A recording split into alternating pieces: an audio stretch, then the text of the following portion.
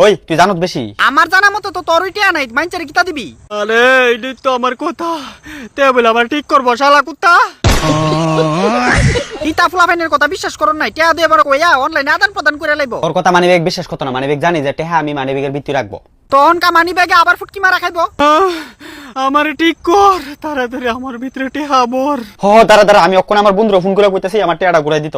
ওখানে আমার ফুটকির ভিতরে লাগবো। এ মোবাইল তাড়াতাড়ি নান্টুরে ফোনটা লাগা। তুই লাগা। আরে মানিবেগের অবস্থা খারাপ, তুই ফোনটা লাগাইতে পারছ না? আমি কি তো চাউল লাগিনি, তা ফোন মন লাগাই দিতাম না। তাড়াতাড়ি টেহা ডুয়া, আমার গ্লুকোজ শেষ হয়ে যাইতেছে। এ মোবাইল হচ্ছে এদিকে।